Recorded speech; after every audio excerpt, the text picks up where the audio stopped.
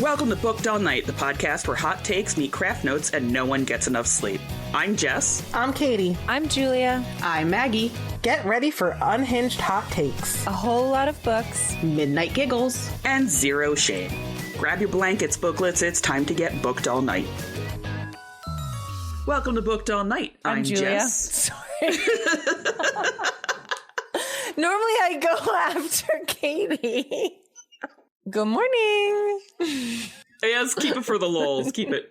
Tonight, we are diving further into the Hunger Games, specifically chapters 8 through 14. As always, if you haven't read the Hunger Games up to at least chapter 14, then hit pause, get caught up, and come right back. We'll be right here. This series reread will lead us all the way up to the release of the new movie Sunrise on the Reaping in November. So if you want to read along with us, just visit bookedallnight.co. That's bookedallnight.co to see the reading and interview schedules. Join the Discord to tell us how wrong you think we are, and send us fan mail with the link in every description. Now, I think you've had plenty of time to hit pause to avoid spoilers, so in this section, we got rated for throwing flour and for shooting an arrow at the game makers. We began comparing Peeta and Gale. We trained separately. There were more naked bodies. We got our interviews in. We have our love confessed on live TV. We have a heart-to-heart on the rooftop that we can't throw ourselves off of. Get into the arena. A bloodbath happens. 13 tributes are left. Feelings, hunting, betrayal, fire, sass, hallucinations, and murder. That was good. Yeah, did I leave anything out? I think I did a pretty good job. I think you did a really good job. Haymitch was less drunk. Yes. Haymitch was less. He was mildly less drunk.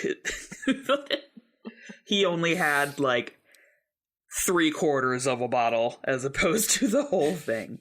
Yeah, I was proud of him. Oh, poor Haymitch. Drama. So before getting into admitting that Katniss, you know, the dinner scene, she's like, well, I shot at the game makers. Peeta says that the game makers were drunk when he got there and all he did was throw some flour sacks around. Like, he threw some weights around. Do we believe that's all he did? Not really, to be honest with you. Yeah, like I feel like he got too high of a score to just like throw heavy things around. In the movie, though, doesn't he demonstrate his camouflage? Am I out to lunch with that? I don't remember. And we're coming up on watching that movie, so we'll at least find out. So we should have producer Rob make a note somewhere to keep an eye out for that, because I remember in the movie that he does on his hand, but that's like during training. Oh, right. And yeah. And he's just like, I make the cakes. Like, bitch, you do not make cakes that look exactly like bark. That is what? No. Fuck you. I'm an artiste with fondant. I don't know. What do you think? Same. I don't think that he could have just thrown some stuff around. Like, because what did he score? Like a 8? 7, 8? He was an 8, yeah. Yeah, okay. And so, like, it's not a low score, it's not a high score, but, like, Rue got a 7, so it's like, okay, so Rue was ranked the same as a 16-year-old who is supposed to have this, like, really stocky build. Yeah, you can really tell in the picture. It's this lovely picture. Yeah, but then I guess at the end of this little read, Katniss is like, oh, she must have like jumped around without touching the floor or whatever for Rue to get her high score. Yeah. I think Rue's is definitely for like survival skills, but yeah. It's a little fishy. It is. It is a little fishy because all that got demonstrated from Peeta was like, I paint the cakes. And also I lift heavy bags of flour. And it's like, okay. I wonder if his like social game was taken into account. I guess no, he hasn't professed his love to her yet at this point. Right? No, and I can't wait to talk about the so appropriate reaction to that. What do you mean? She shoves him into an urn of flowers. It shatters and he falls into it and gets a bunch of cuts all over his hand. And she's like, fuck you. Seems super real. Yes. Realistic. What a realistic response. I know that when my husband professed his love to me. That's exactly what I did, was pushed him into something fragile. God, same! Right? I knew it. I knew I wasn't the only one. So we get out of there. We're sitting at the table. And they're going around. They're like, okay, well, what did you do to appease the game makers? And Peeta, of course, is like, they were drunk. I just threw some shit around, and they did whatever they did. And Katniss is just like, takes a little sip of coffee, and she just like, I shot an arrow at them, and everybody stops. That's the line. And it's like, and you, sweetheart, I shot an arrow at the game makers. Everyone stops eating, and Effie's just like, you what? Yeah. But I do like Peeta's response to that. That's like, well, they're going to kill us anyway. Yeah. like, whatever. Well. There's also a line here that, did you read Sunrise on the Reaping yet? No. Okay, so I have my note here to talk about that later then, because I don't want to, like... No spoilies. Yeah, no spoilers. I'm doing my best. So, they have this whole part. It's okay. Hilarious in the movie. It's hilarious in the book to me that the nihilism at the table just completely takes over, right? She's like, well, they're going to kill us anyway. And he's like, well, she's like, oh, do you think that they'll come after me? He's like, nah, it'll be a pain to replace you. Like, there's so much work to do now in order to do anything worthwhile to you. So...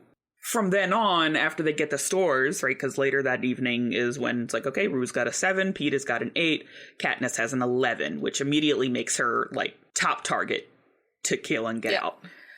And they go to the interviews, and the line is the girl tribute from District 1 looking provocative in a see-through gold gown.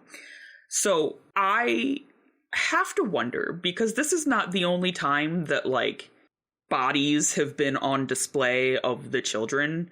And later it's around here somewhere, but she's talking about getting dressed and how the fabric feels on her naked body. And my question is, does the Capitol just not believe in underwear? Because almost every time she's getting dressed, she's completely naked. When they're talking about, like, dresses of other tributes, you can usually see, like, more than you should on children, with the exception of Rue. Rue comes out dressed like a little fairy. It's adorable. I would almost compare it to, like, obviously it's like a comparison to, like, Hollywood, and, like, you can see, for example, I just saw a picture literally on the internet the other day, and it was like Johnny Depp next to Winona Ryder. And then it showed them Winona, sorry. And then it showed them, like, aged, like, now, and it was like, look how well Winona has aged. And it was like, well, she was a teen in that picture with a grown-ass man. Yeah. So yes, Johnny Depp does look 20 years older because he was also 20 years older there. Yeah. And she looks like obviously 90s. They're wearing a little bit more than we're wearing now, but, like, even then you're like, oh, the 90s. It's like just sexualizing everything really early, and especially with a District 1 where they're career districts, like, they kind of almost have a in on the prostitution ring in the Capitol. So it's kind of like, look, we give you a good one. Yes. My other thing here, because, like, obviously almost all of the tributes are sexualized immediately. And then you have Rue, who is dressed like a fairy, who is presented with this true kind of innocence. Yeah. And I think that's so nefarious, seeing how the other tributes were presented and knowing what happens to victors later on. Yeah, I mean, that's gross to think about. Didn't consider that angle. You're welcome. Do you think that, like, I mean, if we're doing, like, a meta thing right now, like, do you think that the Capitol stylist or whatever would even have thought that way? Or would it have just been, like artistic choice because she was so cute? And they all seem very naive. Like how Katniss talks about her little 3 people running around her being stupid. So is it like, oh my God, you're so cute, and they don't actually know what's going on? I would love to believe that angle. That's what I'm going to choose to believe. Yeah, that is what I am choosing to believe now, because, like, that's absolutely plausible. I can't see that sort of thing getting written in this book. That's fair. Like, that just seems like too far. I don't know. I want to say it's too far, but I also live in America, and we literally had to fight for a couple of years to have the Epstein list released, so... I also have Instagram. Yeah, like, I also... that's another thing, is I also have Instagram, and there are some kids that just post pictures of themselves, and they're in little bathing suits and little two-pieces, and it's like, hey... I guess I just mean, like, do you think Susan Collins would have written that into a book for kids? Like, do you think that's like too meta for kids to even realize? And we're only realizing it now because we're adults reading this. But I was also like a child reading Okay, so this, I was not a child when I first read this. It came out in, like, what was it, 2008, 2009, something like that? Yeah, so I would have, well, I guess not a child, but I was in junior high when this came I was out. in college. So I think there is a message there, because I don't think Suzanne Collins puts anything into the books without calling to something. I think there is always a discussion point. I want to believe, canonically, that it is just her stylists being, you're such a cute little baby, and let's make you look like a cute little baby to get sponsors. But also, we know from later books and other things that there are monsters in the Capitol. And so this other read-through is also plausible, unfortunately. That's true. I mean, just the fact that they have 12-year-olds in the competition still, knowing that this is what happens, and not like, I hate what I say right now, but like, it's one thing to have, 15 and older. Okay. Even that, obviously, but like, they're still having 12-year-olds in there. So I hate to admit, but it's probably a little closer to your truth than it is to mine, but I am going to choose to live in ignorant bliss over here. Yeah, I was in junior high when it came out, because I graduated in 2011. So yeah, grade 8, I was in 9. college when that came out then. Is this a baby? So old. So after we go through and we're watching some of the interviews, and Katniss goes through hers, and she has these comments about Caesar. I'll say this for Caesar, he really does his best to make the tribute shine, and it kind of shows Katniss's ignorance here a little bit, because I will say she's pretty educated about what is going on. She's very knowledgeable that she's being used. This is a piece of shit ploy for attention and clout and everything, but she doesn't think that of Caesar. She doesn't see herself as content for him. And the reason that he would be so welcoming and so friendly is because if he doesn't make you look good, that also doesn't make him look good. What do you mean? Expand. Okay, so Caesar is part of the machine of the games, and he's not on the side of the tributes. But Katniss, like, almost excuses him? Yes. Okay, yeah, I'm on the same page as you now. I was like, where are you going with this? Yeah, I also found that weird that she, like, almost dismisses how charming he is. Yeah. And is not ever suspicious of it. She's like, well, he's also trapped or something. Yeah. She always, like, feels bad for him, and honestly, like, kind of with no reason to. Mm-hmm. Like, does she ever interact with him, just the two of them? No. Just in the interview. Like, there's no side. I can't think of a scene where she does that in the other books either, that there's, like, an aside she has with just Caesar or anything like that, or if there's any part where they're trying to pick up topics, you know, and be like, okay, Caesar's definitely going to ask you about this because we told him about it, or some such nonsense. Mm-hmm. I guess we'll get to the other books. But yeah, I can't think of one either. I just remember, I guess, in the third one that she does note that, like, Caesar looks more disheveled. Yeah. I just remember that. So it's like, oh, poor guy. He looks so much, he looks a little sad. Poor Fox newscaster.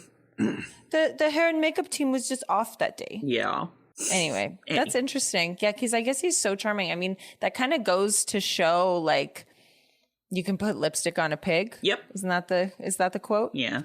I mean, every time she does actually meet someone from the Capitol and talks to them, she does end up liking them. There is also that. She does. And I think it's because she's realizing that some people in the Capitol are trapped as well, right? Like, take, German soldiers and Nazis, right? There were people that wanted to speak up but couldn't speak up. And, like, there are people that are in powerful lifestyles without any political power, and those things are wildly different. But then Peeta confesses his love for her on live TV. And we're not going to talk about the dress? Oh, yeah, the beautiful dress. The dress that is not on fire. It's, like, covered in jewels. It smolders in this, like, lava and not, or like embers and not lights on fire. Yeah. And she giggles. Which is actually way cooler. Yes. And she giggles. Yeah. Anyway, so then Peeta goes up and does the most magnificent political display that I have ever seen. I mean, obviously not, but, like, it's so good. And I'm like, you, sir, smart beyond his years, that one. Yes. I think Peeta definitely knows how to play the game. I think that's very, very obvious from the moment he steps foot on the train and he immediately starts talking to everybody. Like, he is charming in his own way. He can talk to everyone. He's personable, where Katniss is like, as proven by shoving him into an urn of flowers seconds after he's like, I can't go back to the girl that I have a big crush on because I have to kill her in the arena. Yeah, and then she's like, you son of a bitch! Like, and just throws him in there. Haymitch is telling her, he just made you desirable. She's like, no, he made me look weak. Yeah. And then she sits there and wonders, like, did he make me look desirable? Does this help me? Is he doing it to help me? Why would he do that to help me? And it becomes this spiral. She wants so bad to trust that people are on her side that she forces herself to not trust that anyone's on her side. I mean, in her experience, most people have not been on her side. 100%. So she has that healthy sense of skepticism. So when it is continued to be presented in front of her, it's not loud enough for her to, like, latch onto. So that's why, for me, her strong reaction kind of made sense. Was it ridiculous? Yes. But, like, if I was in her position, what the fuck, dude? Yeah, I think the words make sense, right? Like, why would you confess that at all? Because, one, it's going to make it much harder to kill you, now that I know. Yeah. And it's already going to be a problem because I've never killed a person before. Well, that, and, like, I don't know, if at the end it was just the two of them and they didn't do the berries, like, how bad would it have made him look if he killed her? Yep. But he just fully is like, I'm just sacrificing myself so District 12 can get a winner. Yep. Because I think part of his motivation is, like, he knows that if she wins, his family is going to get food. Yes. And that is something that comes up frequently, is that it's like, if it's not me who wins, I want it to be XYZ who wins. Yeah. And Katniss specifically says, if I don't win, I hope Rue wins. Yeah. Right? Because she's so small. And what I was kind of thinking about was, where did Peeta learn these sort of social manipulations or social tacts, I guess? Because his dad doesn't seem very tactical. His dad just seems kind. You never know, right? Like, but his mom seems like a nightmare human. So, like, I wish there was some sort of, like, backstory there where Peeta was able to develop these social skills or notice these social cues earlier on. if Peeta's mother is as much of a nightmare as she is painted to be, it is possible that he has learned this manipulation because it gets him out of further abuse. Yeah. Oh, like a trauma response? That's fair. Yeah, there you go. Right there. And maybe watching his dad do it too. His dad do it with his mom? I want to say he would know it because of upselling things at the bakery, but he lives in the poorest district. What does upselling look like when you know people don't have 2 pennies to run together? Well, yeah. Those fondant decorating skills. Whenever they talked about like, oh, I see those beautiful cakes and blah, blah, blah, I'm like, who's buying those? Isn't everyone poor? The only person that has money is the fucking mayor? Yeah, and like that's something that gets painted along the district, is that there is the town and the seam, and like even the town is not middle class. The town is still poor. They're just less poor than the seam. Yeah. And so I always thought that was funny. I was like, how many cakes are you really making? Okay, it's not 12 a day. So why are these not made to order, to be honest with you? Right? Why is not all of the things at the bakery made to order? It seems also that weird, especially when you live next to such abject poverty that you could have the possibility of wasting anything. It's true. It seems a little unreasonable. Yeah. That would be the business model. And then for like the mom to even get mad that people are digging through her trash, like oh no, I'm going to eat burned bread, and that bothers you? Yeah, But yes, her reaction to like pushing him over, hilarious. I feel bad for Peeta. Yeah, I felt even worse when it shows like how his hands were all cut up or something, and she's like, I might have just killed him. I might have just cost him the games. Yeah, and I was like, yeah. Oh, I don't remember that from the movie. As we learn later, the Capitol just has miracle goop, and you just put it on, and you're... Must be nice. Yeah. I want miracle goop. Instantly healed. Yeah. Then it's time to get into the games, and we learn a little bit about the arenas, in that they're preserved. They become vacation sites. Yeah. That was weird. The historical reenactments. Yeah. Like there's so much weird about this. My question here is like, where are all of these arenas? Because this is the 74th games, and the arenas are enormous. And now we know some things about the first 10 that I can't talk about because those come up in other books. But the games are presumably in large Olympic campus-sized spaces. So are they near the districts? And yes, as producer Rob pointed out, that's also in my notes, they remind me of abandoned Olympic sites.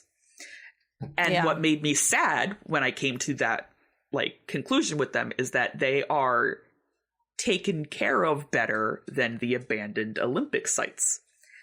So that made me feel terrible. Yeah. Yeah. I mean, because this is such like a dystopian world, it doesn't seem like there's a lot of population in the sense of like it just seems like there's like one town in every district. You know what I mean? So it's like there's, that's also like a weird concept that there's not like more than one town in District 12. They just went to the one town in District 12 and got the 2 kids out of it. So it's like, if it's this huge swath of like the East Coast and it's just one fucking town that they're picking from. I could see that in the more central districts. Like if you've ever seen a population, like a heat map population of like Nevada, it's like here's a little dot and here's a little dot and here's a little dot versus New Jersey, which is the dot, right? Like the most densely populated state. That could just be possible that, in addition to it being a dystopia, there's just not enough people to interrupt what we have going on. And also, we kill about 24 kids a year. So, population control. But also, like, it doesn't seem like the rest of the districts are vacationing. It's just the capital that's vacationing. So would you even run into these sites? Well, it could be like a couple, I was going to say kilometers, a couple of miles away and you would never know. Use my freedom units, damn it. But I wonder how many other districts have shoddy fence work, like District 12 does. Like, if there were an arena near District 12, would Katniss have been able to walk to it? Well, yeah, it depends on how far she's walking in one day, knowing she has to get home that night. You only have one day to go out and come back, and you're on foot in a windy wood. So, but then it makes sense that they would have to be somewhere near other civilizations, unless the entirety of the capital is just, like, flying out to nowhere. I am aware that space is big, Producer Rob, but part of the map is that space has been reduced, that it's not directly America, that the tides have rolled in and smushed it, and so space is not quite there. I don't know. I think that it's possible. I mean, like, Alberta, where I live, is pretty bare as well. So, and we're flat, so you can see for a while. And, like, I don't know. I think that if there was an arena a couple 10 miles away, I don't think you'd see it. Wow. Like, if we're talking about towns, not multiple cities where people are traveling around. That's the only reason why I think it's, like, plausible. I think it's probably because I live in such a densely packed area of a densely packed state, and, like... That's fair. You can't go 3 steps without getting to my neighbor's door, you know, that I can't fathom that there is space anywhere that something could fit and you wouldn't know that something has been built there or see it or hear it or like, that's fair.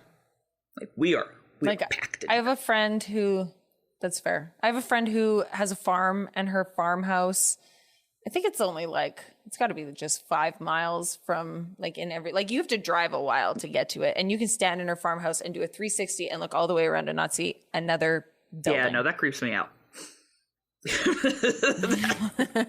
I also don't like being there, but I'm like, if I died, no one would find me. What do you mean I can see the stars? First, the light pollution. Absolutely not. Oh, also that. But I don't know. I don't think you would really have to go that far to hide it.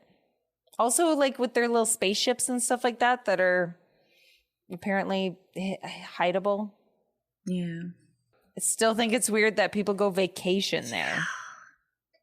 And, like, I have always thought that military reenactments were weird. Yeah, they are. But, like, Hunger Games reenactments, that's definitely weird. Yeah, literally. Like, let's just watch these 2 children beat each other to death. Woo! And when they say reenactments, like, are they going all the way? Or are they, like, fake blooding it? Like... Well, they got to be fake blooding it, because these are capital actors. Oh, that's true. That's true. It's true. Unless they're pulling in actors from District 1 and 3 or whatever. They might be. We don't know. They might be. But, okay. If you were to vacation at one, if you had to choose, okay? Which one would it be? Hands down, it would not be the clock, and it would not be Haymitch's games. I need to pull up a list or something, because I don't remember. New window. Based on the look on producer Rob's face, I'm guessing the correct answer would be I would not vacation in the Hunger Games arenas. Where are you going hiking today? With the screaming monkeys that look like my loved ones? That sound like your loved ones. Mm-hmm. Oh, that sound like your one. Yeah, no, that was the birds, right? The birds sounded like our... we'll get there eventually, and I'll be corrected. Yeah, that's next bug. Whatever. All right, so I have a storytelling debate question, kind of writing craft idea here. And my question is, could the story have started right in the arena as the cannon goes off and been filled in with flashbacks? No. Because of Prim. Because you have to know why Katniss is there long before you show Katniss in the arena. Because if you were to just show her in the arena, she looks too strong. She looks too prepared. She almost would come across as a career, only seeing her right out of the gate in the arena. Yeah. And then, of course, the stuff with Prim and the stuff with Rue. And I don't think Katniss comes out as much of a likable character either. I'm nodding my head on a podcast. It's good. It's good. On this audio it's good medium. To do these visual cues. On this audio, nod. Yes, nod. Just nodding. Yes. I always like to wonder about this because the scene itself really draws you in. There's so much action happening. There's so much tension immediately when we come up out of the tubes. And she's like looking around. She's like, where can I see water? Where can I go running? Oh my God, there's a bow and arrow in the cornucopia. And Peeta is like, hey, maybe don't go for that just yet. And she's like, hey, fuck you. I'm running directly in there because you told me not to. Even though everyone told her not to. Even though everyone told her not to. So my question here is like, this is such a big scene, such a action-packed scene, such a scene that like an attention grabber kept my attention. Yeah. Would it have worked? And I think you're right that if it had been here, we would feel drastically different about Katniss. And we might not have liked her enough to finish the story. And we would have been like, at what point, if you rearrange this, would be a good place to introduce Prim and to tell us about the sister, in which case... Yeah, would it almost turn out as well, she cared about Rue this whole time because of Prim. And then it's like, oh my God, her sister, that's so sad. But I think we would almost think of Katniss as a pick-me before that. Like if she is, presented as super strong and stuff like that. And it's like, oh, poor you. You're so strong. Oh, it must be so hard for you. When it's like, actually, it's like, shit, girl. Like... Ooh. Girl, you need a therapist. Yeah. So I don't know. I think we would almost see her, as more of a pick-me if you start there. Yeah. I don't know. I'll rearrange the book and then I'll give it to someone else and ask them to do a blind read and go, yes. What do you think? That's what we're going to do. How do you think? What do you think of this? Booked All Night's new, reimagined, restructured Hunger Games series where we take paperback copies, cut them up, and put them in a new binding. Exactly. And then we need test subjects. This is a double-blind study. I love this idea. This chapter goes here now. This chapter goes here now. Perfect. What do you think? Do you think that we would see her the same? Do you think it could have started there? I think it could have started there. But I think that we would have needed flashbacks about Prim very early. They would have had to have been woven into this fight, that the scene itself would have had to have gotten spread a little to make space for that. Because, as you're saying, like Prim, we need to know about Prim. We need to be attached to Prim like Katniss is attached to Prim. We need to know about her before we know about Rue. We need to know that she volunteered and that her mother is in a terrible depression and really not responsible for her family. And we need to know all of those things prior to her being there. Otherwise, yeah, she does look like I'm too strong. I think what might have been captivating, kind of building on your idea, is have your first scene showing her coming up out of the tube, have that moment, and then back to the beginning of the story, and you start the story. Yeah. Or even like one of those, like, the last couple of days flash before my eye, even though I hate that. Oh, yeah. But, like my life flashes before my eyes as I go into the arena, and then we get to learn about the rest of it. Which is also another funny thing, because I don't remember if I said it last week, but it's like a faux pas now to open your book on a character waking up. But at the time, this was an iconic opening, that she was waking up and like reaching out for somebody. Rue. No. Yeah. Rue has no point if Prim isn't there. Where Prim still has a point if Rue isn't there. Katniss isn't in the game without Prim. That's true. This whole thing doesn't happen without Prim. She doesn't step foot into those woods without Prim. Yeah. It's a sisterly love. So cute. Do you guys think it's weird that the last person that you see before you go up into the tube is your stylist? Yeah.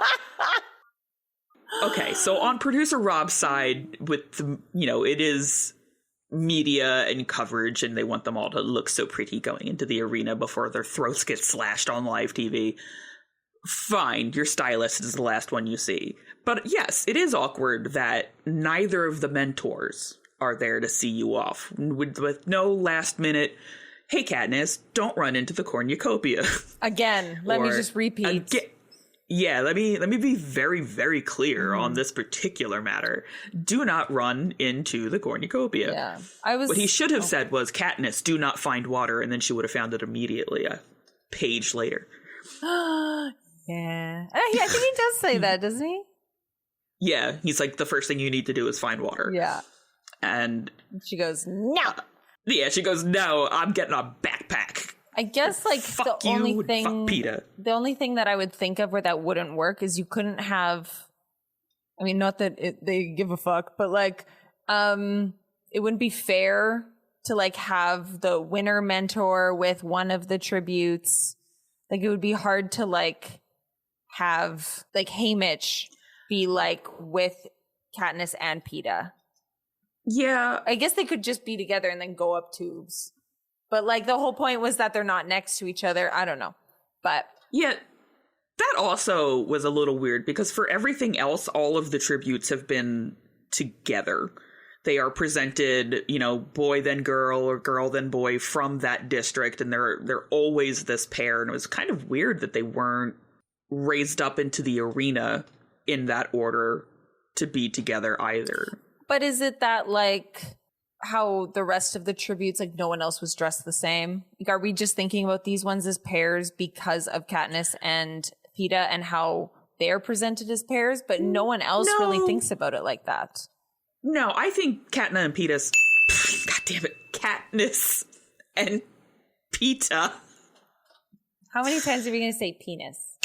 I don't know. Count is 2, just for the record. I don't know. What's an episode? I love this. We're going to have to keep a counter and just goes, ding, ding. She said penis again. She said penis again. Oh my God. Okay. I say no. All of the tributes have been shown in a group. They get on the chariots together. Yeah. They are reaped together. They're on the train together. It is unique that Katniss and Peeta train together and are together all the time because that's Haymitch's plan in order to get them sponsors and things. But even when we go to the interviews, it's the girl from District X and then the boy from District X. It's not like the girl from District 1 and then the boy from District 7. Mm-hmm. It's not confettied in there. But it is in the arena. In the arena, it's seemingly random about where they're going and coming up. Do you think that the game makers could have seen an alliance as a strategy that potentially could be used? So we're going to separate them right off the bat, so it's harder for them to get to each other. And if they came up together, it would be easier to work in teams of 2. Like, I'm just trying to think of a I also guess from a storytelling perspective, if they are just right next to each other from the get-go, that does alleviate the tension and the worry that she has for him later. Mm-hmm. So in that sense, I guess it's okay. Because they don't want the result that happens in this Hunger Games to happen. Yeah. So they want districts killing each other as well. So it's like, let's just throw you in there. And now you're an individual. You guys were seen as pairs, but now you're not. Bye. Speaking of getting thrown in there. Yeah. It is just a bloodbath at the cornucopia. Mm-hmm. And specifically, there is a comment that they don't shoot the death cannon because it is too hard to track all of the deaths, so they don't do it until the end of the first day. Go sports! Yeah, go sports! Like, holy crap. Yeah. Because how many died? It was like 12 died in the first 11 round? died. So there's 11 13 died. tributes left until the Tracker Jacker scene. And so then up in the sky projected like the bats. A couple more people had died before the Tracker Jacker scene. Oh, yeah. Yeah, because there's that guy that lights the fire and she's like, you son of a bitch. What are you doing, dumb bum? Okay, specifically in the cornucopia fight, 11 died. Yeah. And so that night, they bat signal up in the sky the tributes' faces and what district they were from, along with the cannon. And so she's counting them and she's watching and she's like, I hope Peeta isn't, but at the same time, I hope he is, because maybe it's better if he's done. You know, he had no confidence and I will not end up with the unpleasant task of killing him. That's some foreshadowing if I ever read some. Yo, right? Like, yeah. Like, why don't you just write it in neon? Like, I just can't do it. I just can't kill him. I felt so bad for that moment where the kid gets the knife in the neck. And it splatters all over her. Oh my God. Talk about dramatic. The drama. The violence. It's like hockey. I know.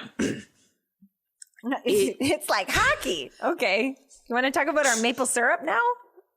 Excuse me. I love maple syrup. Thank you very much.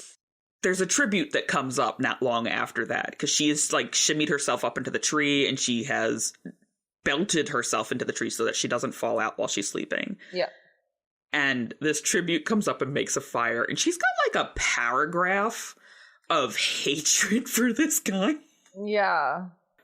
Girly pop, you need a snack. Yeah, you need to eat some of the jerky in your bag, because I understand that you're pissed, but this is excessive. And here I am, a stone's throw from the biggest idiot in the games, strapped in a tree. Not daring to flee since my general location has just been broadcast to any killer who cares. I mean, I know it's cold out here and not everybody has a sleeping bag, but then you grit your teeth and stick it out until dawn. I lie smoldering in my bag for the next couple of hours, really thinking that if I can get out of this tree, I won't have the least problem taking out my new neighbor. My instinct has been to flee, not fight, but obviously this person's a hazard. Stupid people are dangerous, and this one probably doesn't have much in the way of weapons while I've got this excellent knife. It's a child. It is a 12-year-old child that is terrified for their life. Calm the fuck down. It's also the first time that she has flipped to, I'm just going to kill him. Because the rest of it, she's been I don't know that I can kill a person. I definitely don't want to kill Peeta. I don't want to have to kill. I want to just kind of survive it out and things like that. And her instinct, as said in this quote, was to flee, to go survive elsewhere and just avoid the fighting. Yeah. But one little fire, and I understand. It's nighttime, he lit a fire, he literally drew the careers to your location. You get to be mad. Yeah. But whoo boy. It's very confusing because she doesn't have any empathy for this kid. Yeah. It's just gone. And she had more empathy for that kid with the knife in its neck and for the kid throwing the knife to the other kid with the knife in its neck. Yeah. than she does for this guy. And it's it just seems very out of nowhere. It's very quick. And if this were emotionally, if this were a middle grade novel, I'd be we run through those emotions really quick. In children's fiction, we don't tend to dwell on things or reminisce on anything bad. We're just next thing, next thing, next thing, next thing. But Hunger Games is not and was not middle grade. Do you think that because she just witnessed the actual deaths of kids, that she's a little more jaded and she's you know what? Fine. Yeah. That she's oh, this is actually real. I have to fucking get in this. Yeah. Because you don't really have any other, not initiating incident. We'll get Inciting? There we go. Yeah, Inciting incident. That would create such a shift in character. Yeah. But you do have her witnessing a lot of people dying, and she's like, well. and they're bloody horrific deaths. Yeah. But I also wish that there had been, like, a little build-up emotionally to this crossover. Because it is just like, page 131, I don't want to kill anyone. Page 132, I'm going to kill this bastard and his fire. I'm going to slit his neck with my knife. It's like, oh, did I maybe have 2 pages stuck together? Yeah, especially like in the movie, the kid is represented as a kid. Mm-hmm. And it's not, I don't think it's talked about at all in this. Yeah, I don't think the movie even shows the fire getting made. I can picture it. The kid like sits in front of the fire and like sits down, and it's like a young boy, I think, in the movie, but I think it's described as a girl here. I don't remember. Regardless, yeah, it like shows the kid like huddling down in front of the fire, and then the next shot is like Kato with his big fucking sword. I don't remember that. Regardless, it's weird that she has no empathy. Yeah. For like, I can't believe this young child is doing this to themselves. Unfortunately, I can't help them. I wish I could help them. Especially because she's had that she's had that reaction for like every other child. She's like, oh, Rue is so tiny, and this other kid is so tiny, and no one is looking out for them. But this one, she's like, I am looking to drop this knife into your skull. I hate you so much. I mean, in this, it says, I see a spark and a small fire begins to bloom. A pair of hands warms over the flames, but I can't make out more than that. Okay. So the kid being presented as a kid in the movie could just be for our benefit. Yeah. But even in the movie, I can remember her seeing the fire and being like, she's just too tired. What? Whatever. Oh, like, I can't believe they're doing that. Like, okay, girly pop. Yeah. And that, of course, draws the careers over and to then us. She sees Peeta. I want to know how Peeta got in with them. So do I. Which is why I went back to that. The game makers saw his social skills, and that's why they gave him a higher number. But that doesn't make sense because the Caesar thing was after. Yeah. I don't know. I want to know. I want to know how he did it. I don't remember if that's in the books. I don't remember if that's talked about in the movie.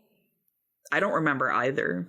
I remember in the movie and I believe it happened in this section, that like Peeta goes back to kill one of the other tributes that wasn't quite dead because the cannon hadn't gone off yet. It's the kid warming its hands around the fire. He says that he goes and kills the child. Yeah. And while he's gone, the careers are like, he's only here so that we can find her. Yeah. But even then, what part of Peeta's training made it look like he'd be good at tracking? See, I thought it was like drawing her out as bait. I mean, that makes the most sense. Okay.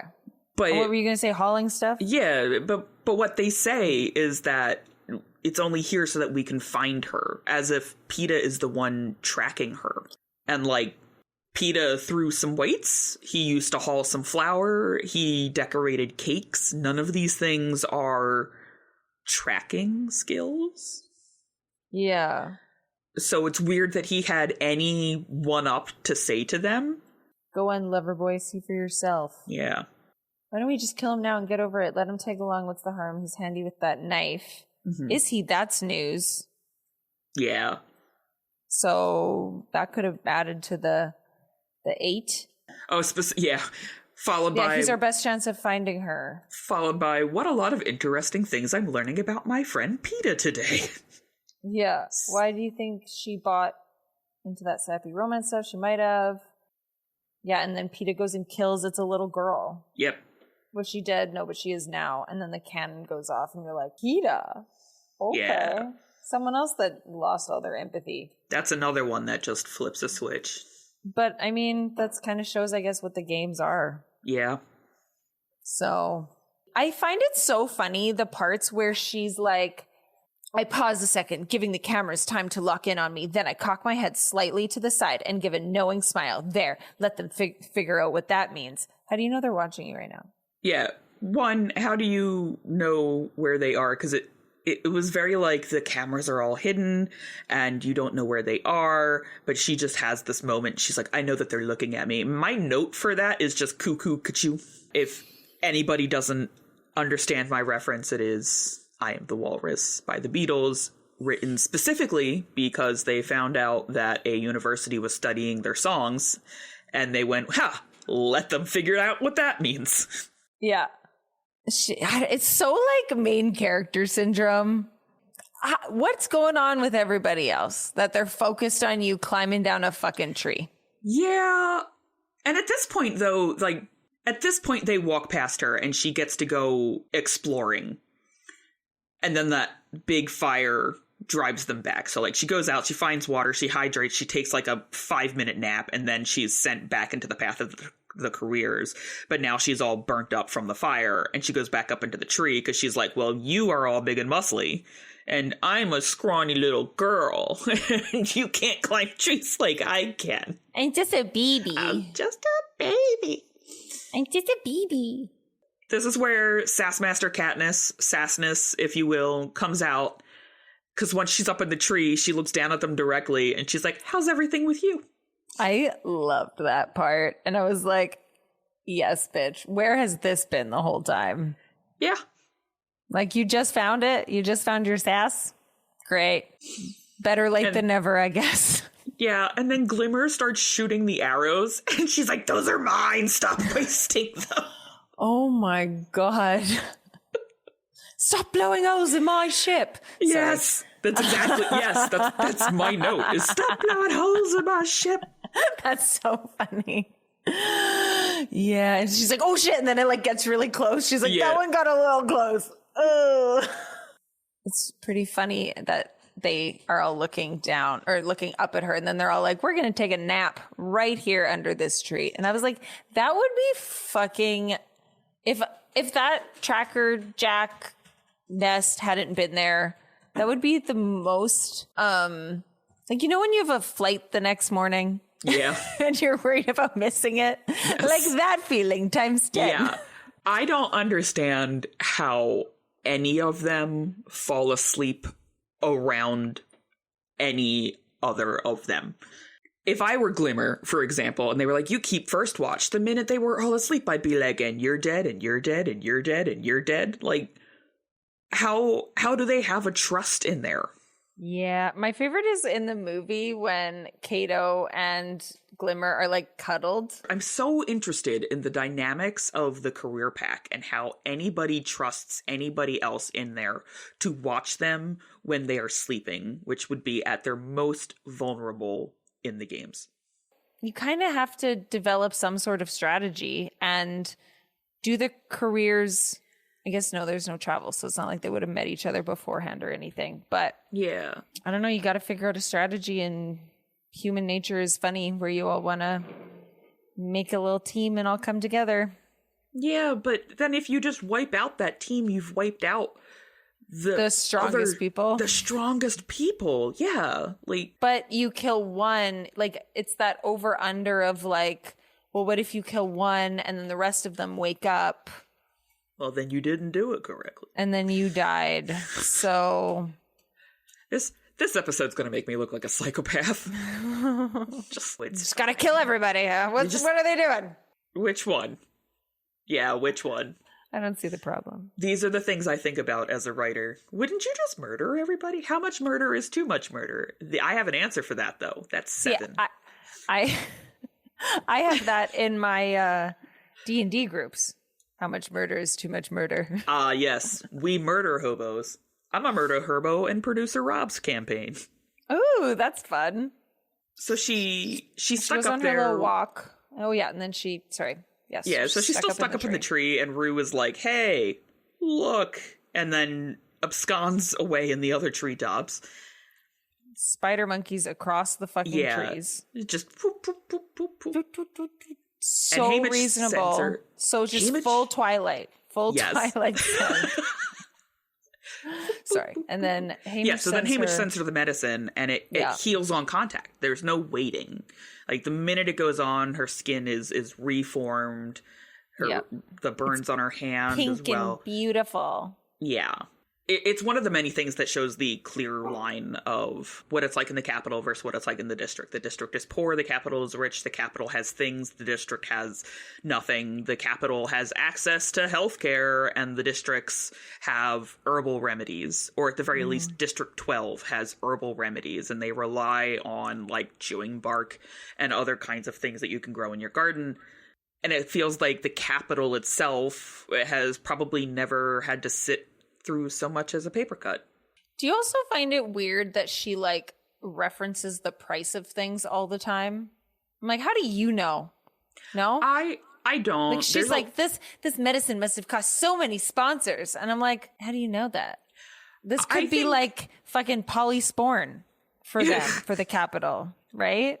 I think growing up and being forced to watch the games, she probably has a clear understanding of how much each of these things cost, because it strikes me as something they would have on the counter. Like, this tribute has raised this much money, and so they were able to get this kind of thing. Like, that makes sense. I know which chips are the best chips to get when you're on a budget, and which chips you can get when you have a little extra money in your pocket. That's fair. I see. I'm looking at it from, like, we'll say a person in a village, like in a third world country, looking at something North remote American versus medicine. Something in a metropolis. Yeah, like looking at North American medicine and looking at, we'll say, polysporin next to, I don't know, a better one, and being like, oh, these are magic. When we're like, no, the polysporin costs $5 and the magic tube is like $300, but to that person, it both looks expensive. Yeah. Anyways, I guess it doesn't really matter at the end of the day. It doesn't. At least not for Katniss in this particular situation.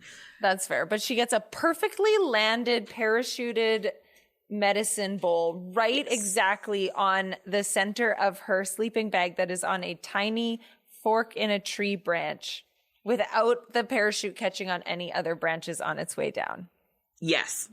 I always, like, even though it says it's a parachute, I have always imagined them as, like, a little drone, and the little drone comes in. Oh, okay. But even then, I always just pictured parachute, so. It's so densely wooded, you're telling me.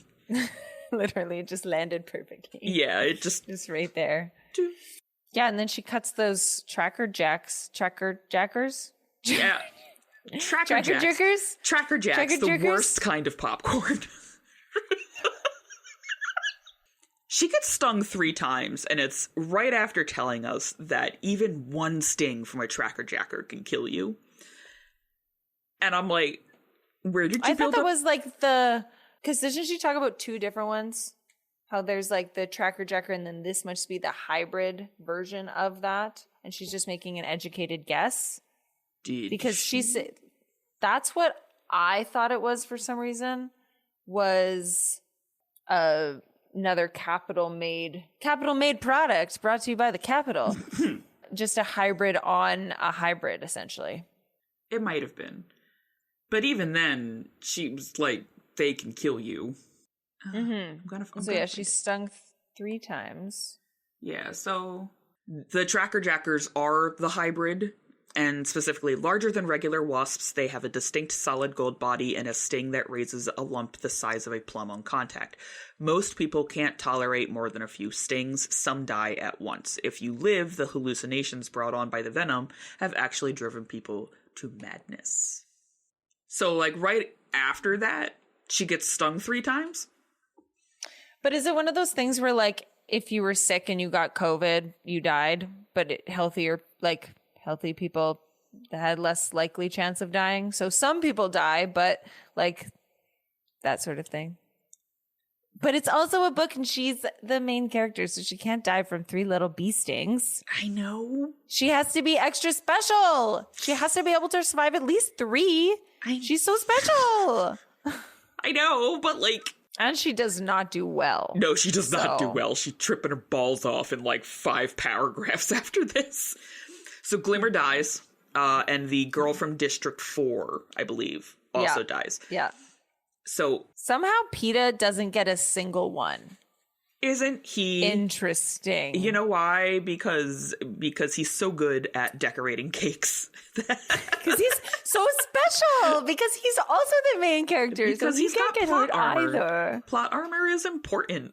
Haymitch sent him down a little note that was like, "Yo, bitch, run fast."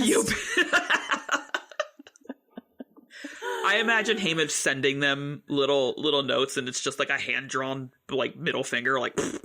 I was just thinking that. I was like, it's just Haymitch sending a thing that's like, "Fuck you. You went for the bow? You went for the bow?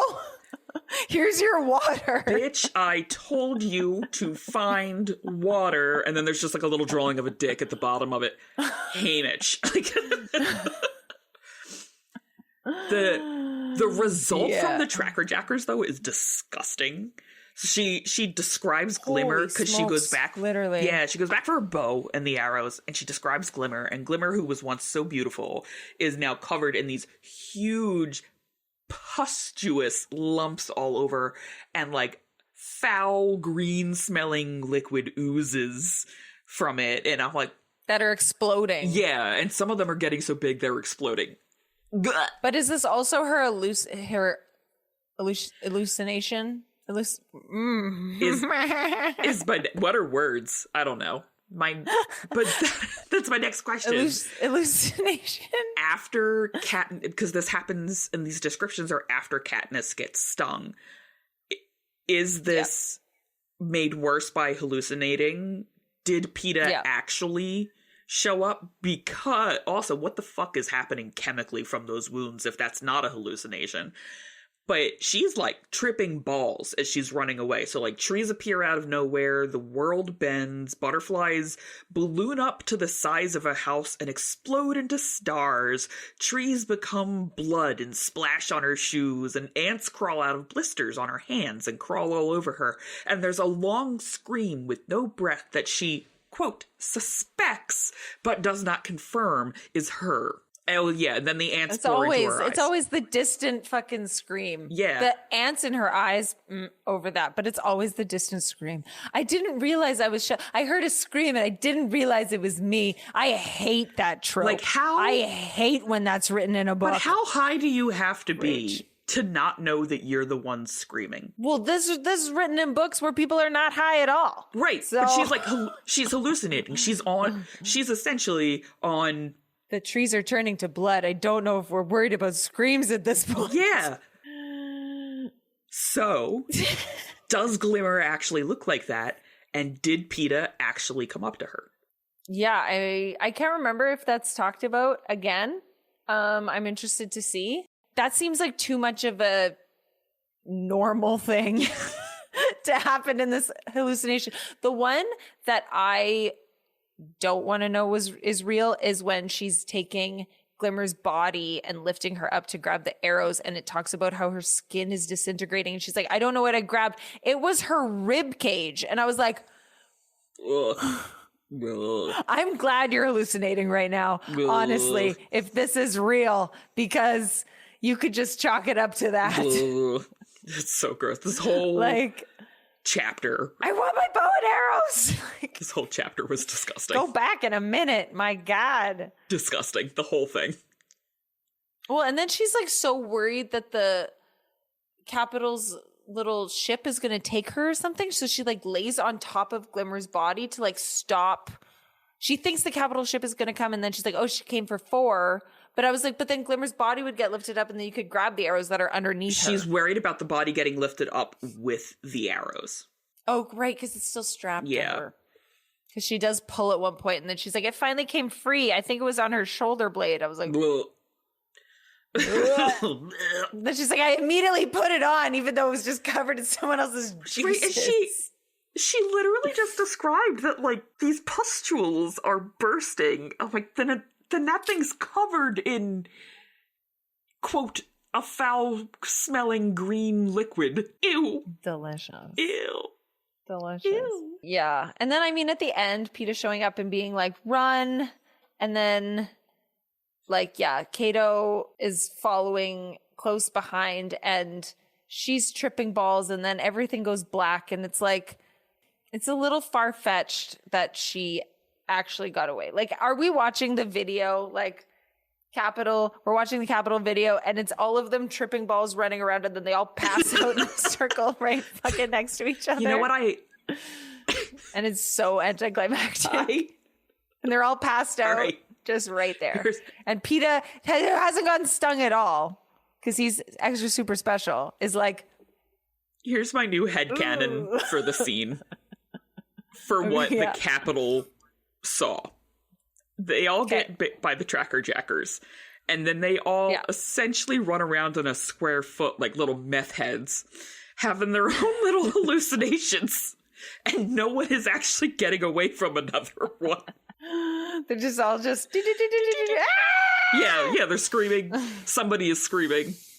And literally Peeta's just standing there like... I'm surrounded by idiots. That makes it even better. He's the one sober friend just sitting there like... The one sober friend. Yeah. And then, I mean, the thing that got me at the end was the ants pouring out of her eye. Her blisters. The ants bore into my eyes. Ugh, and I black out. No, thank you. No, thank you. I'm done with the illusions. Thanks for staying up with us. Follow us on Instagram and Threads at BookedAllNightPod. Drop a comment to let us know what you thought of today's show, and join our Discord server for giveaways, excerpts, and more. It's still in the works, but we're aiming for 100 members. Catch our live author interviews on YouTube and leave a question for our guests on our Discord server. Check out our shop and website at bookedallnight.co. That's bookedallnight.co. And if you're loving the chaos, don't forget to rate us 5 stars. Until next time, booklets, and remember to stay booked all night.